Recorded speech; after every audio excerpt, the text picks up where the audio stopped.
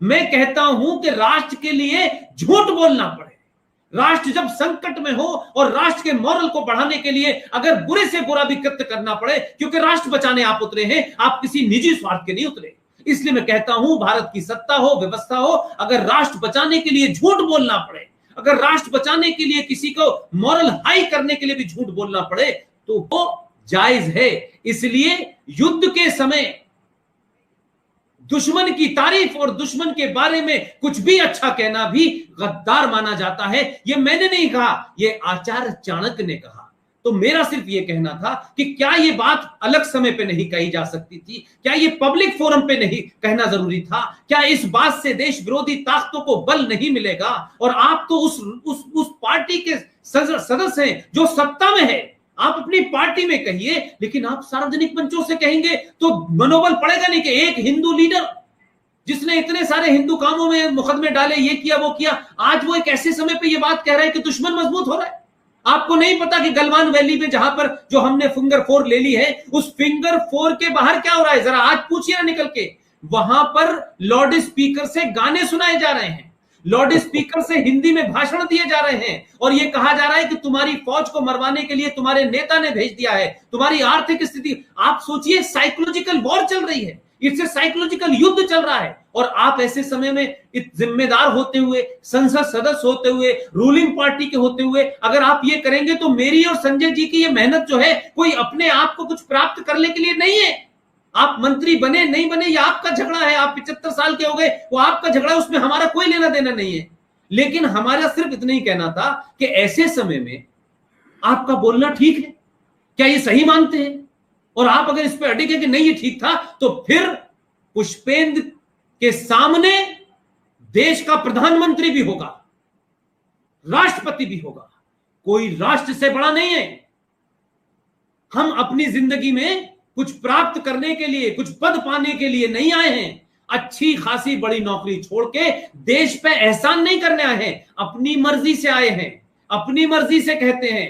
किसी से पूछा नहीं पिछले 10 सालों में हमें क्या करना है, क्या नहीं करना है, नहीं पूछा हमने। किसी राजनीतिक दल के पास नहीं जाते, किसी पार्टी का ऑफिस नहीं जाते। 25 साल पत्रकार रहे गए, लेकिन आज हम जिस लड़ाई को लड़ रहे हैं, जिसमें आम आदमी खड़ा हुआ है, ऐसे में एक ऐसे जिम्मेदार आदमी को यह बोलना चाहिए था। चाइना में वो खबरें बनी, ग्लोबल टाइम में वो खबरें बनी, वहां के टेलीविजन ने दिखाया गया। तो फिर इसके अंदर और जफरुल इस्लाम में फिर फर्क क्या रह गया? इसलिए चीजों को समझिए। न किसी का विरोध है, न किसी के खिलाफ हूं, और मेरी क्या हस्ती है मैं उनके खिलाफ हूंगा? मेरा क्या लेना देना है? वो कहां है? और मैंने बात ये कही थी तो नाम तक नहीं लिया था मैंने उनका। बहुत सारे लोग हैं, लेकिन ये प्रश्न जो है आपका, आपको अगर ऐसा लगता है तो आपके मन में इस तरीके का कोई भाव नहीं होना चाहिए। और जहां तक लड़ाई की बात है, मंदिरों के ऊपर लड़ाई जो है, हमारे साईं दीपक साहब कोर्ट में जाके लड़ रहे हैं, और भी लोग लड़ रहे होंगे, मैं ये नहीं कहता। 35 पे हम अकेले ने लड़ाई लड़ी, हमारे कई साथी थे। लेकिन ये क्रेडिट का मसला नहीं है, और क्रेडिट का मसला तो जब होता है जब कुछ पाना हो। मुझे कुछ पाना वाना नहीं है भाई। 25 साल अच्छी नौकरी की, देश विदेश के चैनलों में नौकरी की, किसी एक दामन पे कोई दाग नहीं है, और आज ये काम कर रहे हैं, अपनी मर्जी से कर रहे हैं, अपने परिवार की सुरक्षा को दांव पे लगा के कर रहे हैं। इसलिए जगह जगह गाते नहीं, जगह जगह जाते नहीं है, कौन आया कहां नहीं आया, ये इशू नहीं है। इसलिए स्वामी जी से मुतमईन रहें, स्वामी जी बड़ा काम कर रहे हैं, करें और कुछ करके जाएं। मैं ये नहीं कह रहा, लेकिन अपनी ही पार्टी और सत्ता के लिए परेशानी पैदा न करें, क्योंकि देश इस समय एक क्राइसिस से निकल रहा है। अगला सवाल ले लेते हैं। कपिल गर्ग जी पूछ रहे हैं, fundamentals are wrong, why the liberals don't question it? Sir, वो लिबरली इसीलिए है कि वो फंडामेंटल पे सवाल नहीं पूछ सकते। बिल्कुल सही है। अगला सवाल ले लेते हैं। इससे आसान क्या हो सकता है सर? बिल्कुल सही है। अगला सवाल ले लेते हैं। नवनीत बरुआ जी पूछ रहे हैं, do suggest some good Hindi translations of Quran and life of Muhammad, as William Muir is very hard to find. Always been a supporter of Kulshrestha ji. देखिए, कुरान जो है वो आपको हिंदी भाषा में मिल जाएगा, कोई उसके लिए बड़ी बात नहीं है, बहुत आसानी से मिल जाएगा कुरान, कोई मसला नहीं। ये कुरान मेरे पास है, और इसकी कोई बहुत आप महंगी कोई कीमत हो ऐसा भी नहीं है।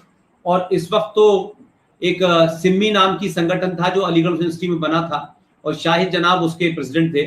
मुझे याद है कि जब मैं अलीगढ़ यूनिवर्सिटी चला था तो 4-5 कुरान लेके आया था, और वो सिमी नाम की जो संगठन शुरू में था, बाद में वो क्या हुआ और अब तो PFI में कन्वर्ट हो गया है वो, उन लोगों ने क्या किया कि दुनिया भर में अलग अलग लैंग्वेजेस में, भारत में जितनी भाषाओं में है उसमें कुरान को छापा और बंटवाया। अब सवाल ये था कि कुरान को बंटवा दिया, अगर आप उसकी जब तक रूह को नहीं समझेंगे तब तक आप उसको पकड़ नहीं पाएंगे कि क्या कहा जा रहा है। जैसे अगर कोई कहते कि आप तो बहुत ही बड़े अहमक है, तो आपको लगेगा कितनी अच्छी पदवी दी है, मुझे कितना बड़ा कहा गया है। तो अहमक का मतलब होता है बेवकूफ, तो आप बड़े हैं और आप बहुत आला दर्जे के अहमक हैं, यानी आपके बेवकूफ होने में भी आपका आला दर्जा है। तो उर्दू में बहुत कुछ ऐसा कहा जा सकता है। तो कुरान अवेलेबल है और इसको आप मंगा सकते हैं। मोहम्मद फारूक साहब का लिखा हुआ है, 2019 का ये एडिशन है, और मकतबा अल हसनात दिल्ली में आपको मिल जाएगा, और सर सैयद अहमद रोड बनी हुई है और वहां पर दरियागंज में है। आप इसे ऑर्डर करके मंगा लीजिए, और इसमें सारी चीजें हैं। और इसी को पढ़ करके मैंने इसमें से ये 24 आयतें निकाली हैं, और ये 24 आयतें वो हैं जो 31 जुलाई 1986 में भारत के अंदर दिल्ली में एक मजिस्ट्रेट कोर्ट थी, उसमें जस्टिस ZS लोहा साहब ने कहा था कि जब तक ये 24 आयतें रहेंगी, ये देश के अंदर दुश्मनी फैलाती हैं, द्वेष फैलाती हैं, हेट्रेड पैदा करती हैं, ये अपने साथी देशवासियों के खिलाफ गैप पैदा करती हैं। जब तक ये रहेंगी इस देश में शांति नहीं हो सकती। लेकिन मुसलमानों ने उन्हें चैलेंज नहीं किया, और तब से ये ऐसी रखे कि वो चैलेंज कर लेते तो देश में और पता चल जाता कि है क्या। लिहाजा आज वो एक आदमी है जो हाफ पैंट में फुल टाई लगा के घूमता रहता है, गोल टोपी में, और जने क्या क्या अंग्रेजी में बताता रहता है। वो भी यही कहता है कि भाई सूरा नंबर 9 की 5 आयत में कहा गया है कि जो मुशरिक है उसे कत्ल कर दो। आप अगर जाकिर नाइक पे भी यकीन नहीं करना चाहते तो फिर कुरान पढ़ लीजिए। यकीन मानिए, कुरान पढ़ने के बाद आप जो है उसामा बिन लादेन ही बन सकते हैं, और कुछ नहीं बनने वाले। वैसे मैं हमेशा ये कहता रहता हूँ कि अगर जाकिर नायक और हमारे जो उलेमा है उनमें अगर आपको सुनना हो तो जाकिर नायक सच बोलता है, हमारे वाले जो हैं वो पूरी तरह से यस ये बीमारी वही मैंने कहा कि हम ये भी हमारी बीमारी। संजय भाई देखिए, जाकिर नायक तो जो है रेडिकल, अरे कोई वो जो भाई ISI जो कर रही है, अल-कायदा जो कर रहा है, लश्कर तोयबा जो कर रहा है, जो जैश ए मोहम्मद कर रहा है, यही सच्चा इस्लाम है।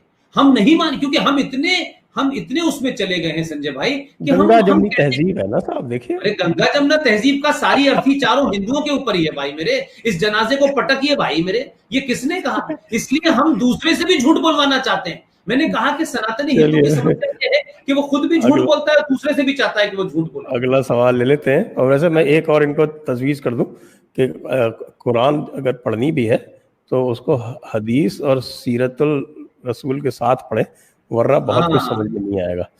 अगला सवाल है दीपक कुमार, मुल्ला जनसंख्या नियंत्रण कानून बनने से क्या जिहाद खत्म नहीं होगा? देखिए मैं फिर आपसे कह रहा हूं मेरे भाई, भारत के शूरवीरों, सनातनियों, अखंड भारत की चाह रखने वाले, सनातन को बचाने वाले, अपने अंदर से एक बीमारी निकालें कि कानून बनने से देश बचने वाला है, कि कानून बन जाएगा फिर पुलिस आएगी। आज पुलिस है, रेप का कानून है, सारे कानून है भाई। लेकिन क्या मुझे बताइए, दिल्ली में दंगा कानून से रुका? बंगलौर में दंगा कानून से रुका? कश्मीर में 2500 मारे गए कानून से कुछ हुआ? ये भीड़ तंत्र है। आप जब तक कानून बनाएंगे और कानून नाफिज करेंगे तब तक तो वो 50 क्रॉस कर चुके होंगे। आप किस गलतफहमी में हैं? और सरकार कहां कहां टॉर्च लेके ढूंढने जाएगी कि ये तीसरा है या चौथा है? कहां कहां पता करेगी? और जिस कारण से ये पॉपुलेशन बूम किया जा रहा है, बढ़ाई जा रही है, वो इसलिए थोड़ी नहीं कि ये फौजी 16 जो बच्चे हैं उसमें से 2 आर्मी में जाएंगे। ये बढ़ाई ही इसीलिए जा रही है। अगर आप दुनिया में लोकतंत्र का इतिहास देखें, जहां जहां लोकतंत्र था वहीं वहीं इस्लामिक जिहाद सफल हुआ। लोकतंत्र एक ऐसा सॉफ्ट माध्यम है कि जहां APJ अब्दुल कलाम और पंचर जोड़ने वाले के वोट की वैल्यू बराबर होती है।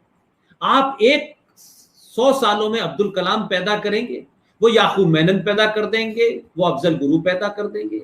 आप कह रहे हैं कि जनसंख्या नियंत्रण हो भी गई, तो क्या भारत सरकार, जो इसमें एक स्ट्रॉन्ग पॉइंट है मेरा, जो मुझे नहीं लगता कि आज की परिस्थिति में हो पाएगा, अगर जनसंख्या नियंत्रण कानून आया भी तो क्या देश ये बताएगा कि वो कौन सा रीजनेबल प्रैक्टिकल रेस्ट्रिक्शन है जो सरकार लगा दे?